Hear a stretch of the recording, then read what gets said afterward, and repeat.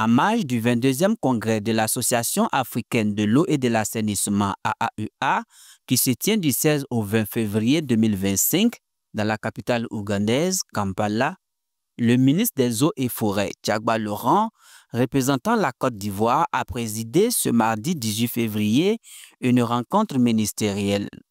À cette occasion, il a appelé ses homologues au financement pour l'accès à l'eau potable des pays africains.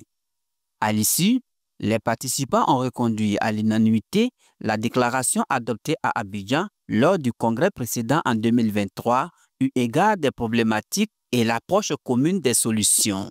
Cette déclaration engageait la communauté internationale et tous les pays africains membres de cette association sur 3 points.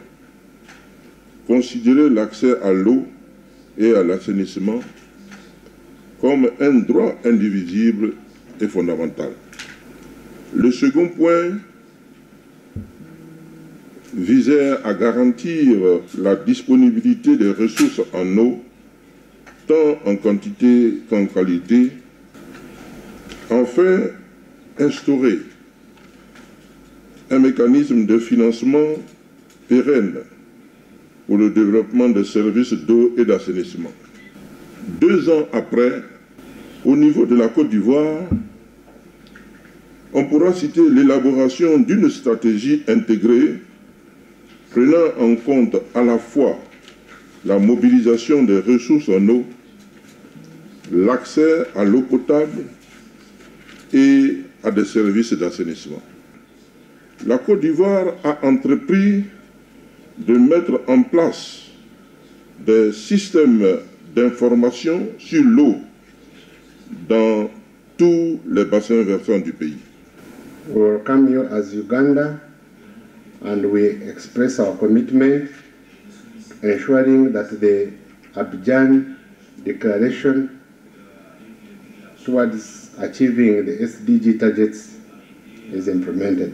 Outre la recommandation de la reconduction de la déclaration d'Abidjan, Tchagba Laurent a invité l'ensemble des ministres à payer leurs cotisations au Conseil des ministres africains en charge de l'eau, AMCAO, condition sine qua non pour rendre efficace cet instrument de plaidoyer à la recherche de financement. Nous sommes venus à ce forum. Tous les Africains qui ont pris la parole, nous avons les mêmes problèmes de financement pour que nos programmes puissent être mis en œuvre. Mais nous avons aussi une volonté politique à développer, c'est-à-dire faire en sorte que dans nos plans de développement, dans nos stratégies de développement, nous disons au monde entier que l'eau et l'assainissement, c'est prioritaire pour nos pays. Et c'est à partir de ce moment que les autres vont le considérer comme étant un élément à financer. Et c'est pourquoi aujourd'hui, j'appelle tous les pays africains à faire en sorte que l'instrument de plaidoyer qu'est l'AMCAO, on puisse rendre cela fort. Mais la première des choses à faire, c'est de payer nos cotisations. Pour relever ces défis, nous devons également instaurer un dialogue intergouvernemental régulier sur l'eau, afin de maintenir cette question au rang des priorités politiques mondiales, même au-delà de l'agenda 2030. Le Sénégal, en partenariat avec les Émirats arabes unis, s'engage à conduire un processus de manière inclusive et orientée vers l'impact. Nous travaillons la main dans la main avec l'ensemble des parties prenantes pour construire un avenir où chaque individu pourra bénéficier de l'eau comme ressource vitale